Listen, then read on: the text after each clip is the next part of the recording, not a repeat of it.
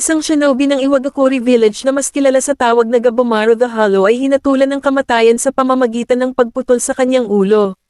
Tinanong pa ang shinobi kung may huling mensahe ba ito bago hatulan ng kamatayan, ang sagot niya ay wala. Ang pagputol daw ng ulo gamit ang samurai ay mahirap gawin. Kailangan nito ang madaming strike bago maputol ang ulo.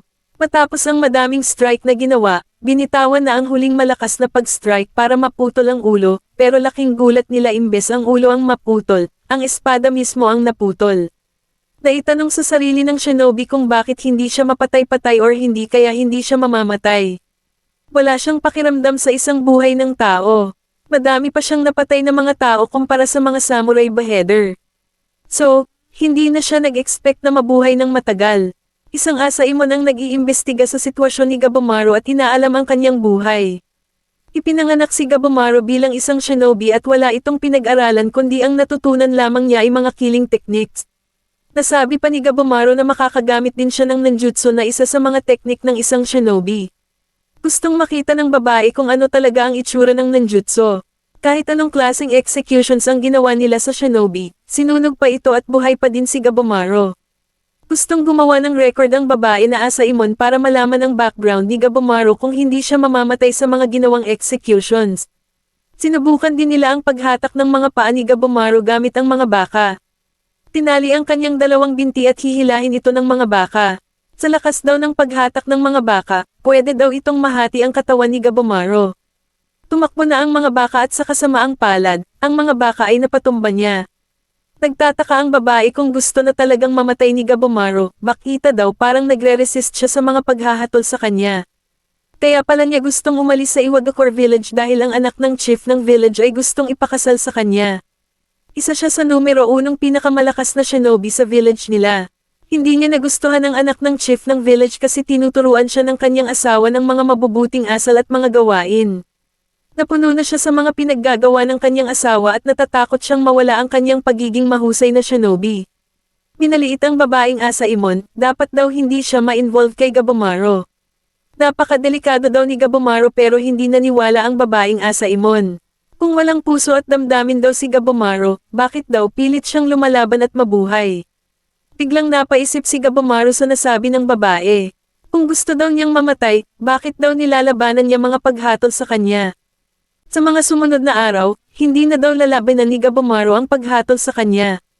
Ipapataw sa kanya ang tinatawag na death by boiling gamit ang mataas na temperatura ng oil na umabot sa 376 degrees Celsius. Pero kahit sa ganitong paraan, hindi pa rin tumalab ang ganitong klaseng kamatayan sa kanya, bakit ayaw pa din niyang mamatay, bakit daw lagi siyang nagsasakripisyo. Tinala na naman siya sa isang lugar at may ibang gagawing execution para sa kanya, nakahanap na daw sila ng paraan para siguradong mapatay siya sa pagkakataong ito. At yun na nga, nagulat siya at ang babaeng asaimon mismo ang pupugat sa kanyang ulo. Ang pangalan ng babaeng asaimon ay si Yamada Sajiri na isang sword tester na galing pa sa Edo. Ang Yamada clan isang pinakamagaling humawak ng espada at tester.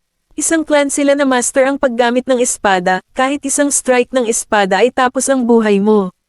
Biglang nanginig sa takot si Gabomaru nang may nakita siyang naputol ang kanyang ulo sa isang pag-strike lang ni Sajiri. Dahil sa takot na nararamdaman ni Gabomaru, biglang nasira niya ang kanyang poses at umatake na si Sajiri sa likuran niya. Naiwasan ni Gabomaru ang unang pag-atake ng babae, tinanong ng babae kung bakit daw iniiwasan niya ang pag-atake niya kung daw niyang mamatay. Napahawak sa kanyang leeg si Gabomaru at may sugat ito. Umatake na ulit si Sajiri at iniwasan na naman ito ng shinobi. Pati siya nagtanong sa sarili, ayaw ko bang mamatay? Bakit hindi? Sinabi ni Sajiri na si Gabomaru ay meron pa ding pinapahalagahan na isang buhay. May isang tao pa din na gusto niyang makita at yun ang kanyang asawa. Mahal pa din niya ang kanyang asawa at yun ang sinasabi ng kanyang damdamin at yan ang tunay na dahilan kung bakit hindi siya namamatay. Ang kanyang asawa pala ang rason kung bakit nabubuhay pa siya sa mundo. Pinago ng kanyang asawa kung anong klaseng buhay meron siya noon. Biglang nagalit si Gabomaru at kinuha ang samurai sa mga gwardiya at umatake kay Sajiri. Sinabi ni Sajiri kung bakit nagsisinungaling siya sa kanyang sarili. Galit na galit si Gabomaru at ayaw niyang marinig ang mga sinasabi ni Sajiri patungkol sa kanyang tunay na sarili.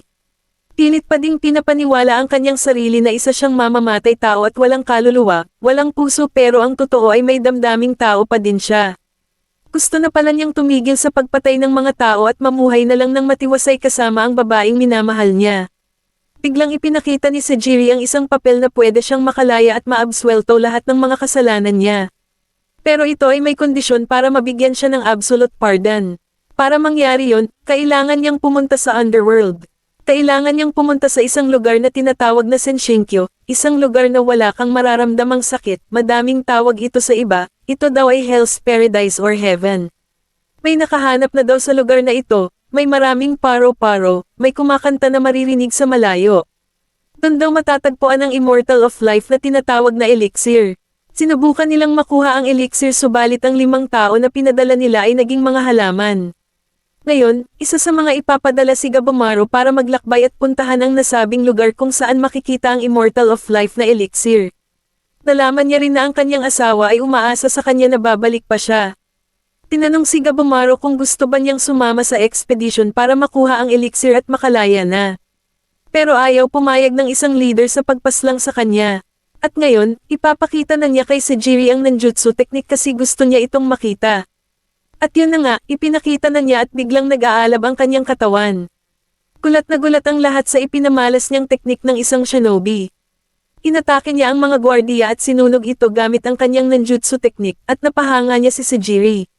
At yun na nga, nagkasundo na sila na sasama siya sa expedition papunta sa lugar na misteryo at dito nagtatapos ang unang episode sa buhay ni Gabomaru the Hollow at abangan niyo ang susunod nito.